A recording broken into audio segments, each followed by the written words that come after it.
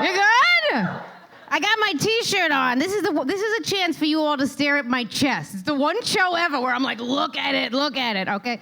I got Sylvia and I got Marsha. I have worn this to every Pride event I've done, so it stinks at this point. All right, so I'm going to tell a story. Telling stories of what I do. I'm a host of The Moth. I tell a lot of stories of The Moth. And I just thought 1 second ago that I would actually crowdsource. All right, so we're going to go like totally live here. I can tell a story about, a coming out story, a version of which is in my book. Or I can tell a story about my kids, about having my kids.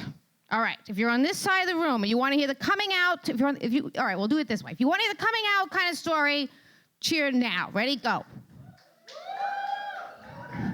Holy shit. If you want to hear a story about my kids and how I had them, do it now.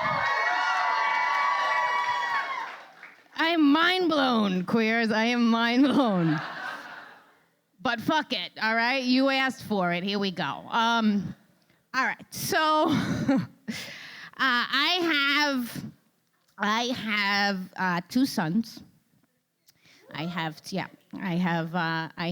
2 little boys. That's right. It is the universe's little joke on the lesbians, right? It's like, ah! So, you don't like penises, huh? Ah! You're gonna be scrubbing balls for about 5 years. All right, so this is actually the only story I have ever told about my kids, and I will just start off by saying that there's 2 reasons that I do it, and I will admit the first one is a little unsavory, but I will admit to it anyway, and it is just that I need to get some mileage out of these little fuckers, you know? My sons are now 6 and 9, and they're little, and having little kids is hard for anyone, obviously straight or gay. But if you're gay, like, they weren't even free. Like,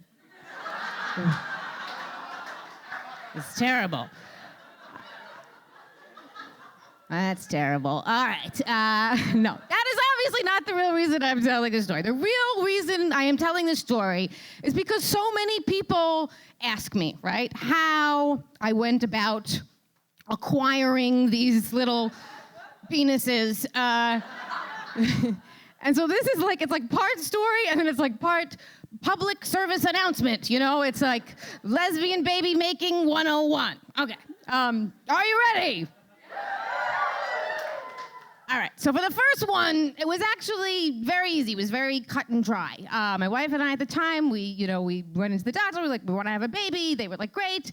We'd order up some sperm. She got inseminated, and boom, we had firstborn son. The second one, things get a lot more interesting. So we decide when my firstborn son was 2 that we wanted another child, and we go back to our same doctor. And my wife and I at the time were 10 years apart in age. So she was 42 then, and I was 32. And so we go in, we sit down in the doctor's office, and we're like, all right, we want to have another baby. And right away, the doctor looks up, and he's like, okay. He's like, Tara, you should have this baby. And so right away, I was like, no. No, sir. No, I don't do that, okay? And really and truly, I want to be pregnant, about as much as, that guy. Actually, that guy wants to be pregnant a little bit more than me, right? Okay.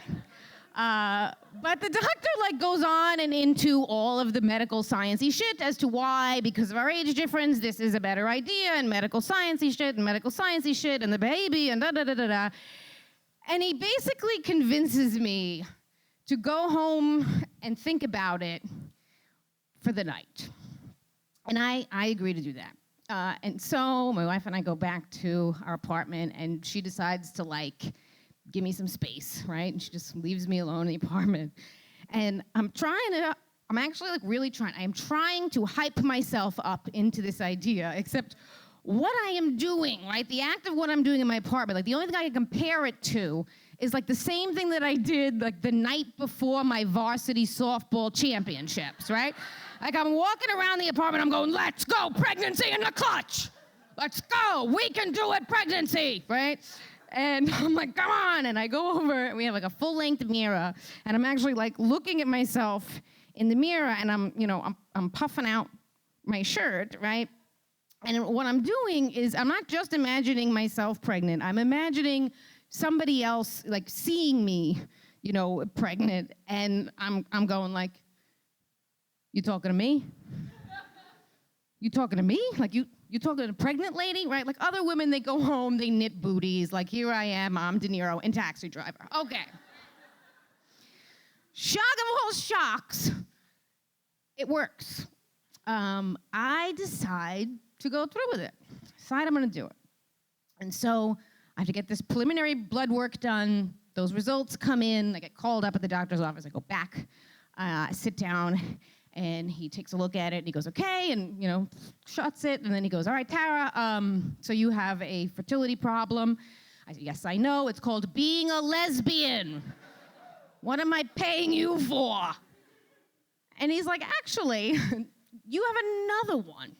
Like, for some reason, this doesn't surprise me, but okay, right? He's like, and it's not the end of the world, but it basically means that what we have to do this time is an in vitro fertilization instead of an insemination. And an insemination was how I achieved my first son, or how my wife achieved my first son. And just for anybody who maybe doesn't know the difference between those things, like an insemination is like no more technical, than a turkey basting, right? And for my firstborn son, right, we did it in the doctor's office, but like I was there, my wife was there was something plastic in between somebody's legs. It's like basically just another Saturday night for a lesbian, right? Like really? One of you? All right, and then an in vitro fertilization is a surgery, right? It's where they take the eggs out of your body surgically, and they put them in a little dish, and then they make them eggs there in the dish, and then they put the whole mess back inside of you. It is incredibly common, as we all know these days, and literally statistically, 99% of the time, absolutely nothing goes wrong, right? Like you either get pregnant or you don't, but there's nothing else. And then 1% of the time, you are me. I had the 1%, I fell into that 1% of people who have a fatal reaction to the first part of the in vitro. And rather than bore you with the medicine of it and the medical stuff, I will just say it's sort of like as if, like when they removed the eggs from my body, it was as if like unbeknownst to me, like my uterus had LoJack, right? It was like the second the eggs came out, my uterus was like, step away from the uterus. The police arrived at my uterus. Like, it was terrible. So I almost died, but I didn't. Here I am, right? I didn't die. And I had to take a month or something, a little more than that, to recover. And I do, and my doctor was like, okay, it's no worries. We just put these puppies on ice. You come back in when you recovered. And I'm like, great. Recover, go back in, sit down. He's like, okay, we are ready to go. And my wife and I stand up, and we're like, all right, great, everything looks good. And he's like, yep, and I'm like, I'm ready, here we go, pregnancy in the clutch, I can do this. And I stand up to leave. We stand up to leave. And as we turn around, he says, like, kind of to our backs, he goes, well, actually, medically speaking, there is a better option at this point. And that would be if you, Charna, my then wife, if you carried this baby. And he starts to go into all the reasons, right, that make this the case. But I'm not listening to any of it, right? Because I am too busy doing the motherfucking jig, right? I'm like, sign her up, there she is, yes, right? Saved by the Bell, unbelievable. And more unbelievable, she agrees to do it. She is like, okay, I will do it. And she does, and she gets pregnant with my baby, and I will actually not undercut the beauty of that with a joke. And so 9 months go by, and it's the middle of the night, and I get that familiar shake, right? And I've done this once before, so I know what to do. I barely even look at her. I just look to see that the hospital bag is there. I hop up out of bed. I get on my pants. I'm like, here we go time. And that's when I finally turn around to look for her. She's an integral part of this. And I have the hospital bag, and I turn back, and I look at her, and I'm like, oh, man. Right? Like, she has gone 0 to 60 in 1 second. This does not look anything like the first time. I'm like, oh man, like this is too good to be true. This is my fault. And I'm trying to like run through all that in my head. But I run over to her. I just put my her arm over my shoulder, and I start walking around. I'm like, let's go. We're going right now. We're going to the hospital. And we go down the steps. I have to carry her. We get into the back of a taxi. As soon as we get in the back of the taxi, I'm like, let's go to the hospital right now. She hits the window and puts her foot out the window, right? And she's got the window. She's like, ah! Ah! And I'm like, do I need to tell you to go through the red lights? Go through the red lights, right? And the cab driver's like, oh shit, yes, and he does it, right? And we are like, we're now like in a 90s movie of some type, right? And we're like, we're going all the way through the red light. She's like, ah! We get up to the hospital. She can't even walk. I open the door. I get a wheelchair from like the emergency room. I come out. I put her in the wheelchair. I start going all the way up. I get up into the maternity ward triage, right? And I turn to the triage nurse, and I'm like, I do not have time to sign any paperwork or anything. Please just like point me right into the nearest available OR. And in the time it has taken me to say that sentence or two, when I turn back, my wife has gotten up out of the chair, the wheelchair. She's got her hands on the arms of the chair. She's got her shirt up, her titties are out. She got her pants down, her ass is out. There's pee, there's blood, there's everything. She's like, ah! Ah! Right? Okay. We're in the maternity ward triage, right? So there are other women there having a much more normal labor. Like texting their mom, they're like, hi, mama, oh my God, baby bottle emoji, right? And they're like, oh shit, right? And everyone's like, oh my God, this woman is naked. And finally, she's screaming, and this nurse comes in, and this nurse is from the islands, right? So I got an accent, she got an accent, right? She comes in, and she's like, she's gonna have that baby on the floor, get up in a gurney. She's gonna have that baby on the floor. I'm like, she's gonna have it on the floor, on the floor, on the floor, and it's like, it's a parade of accents is happening.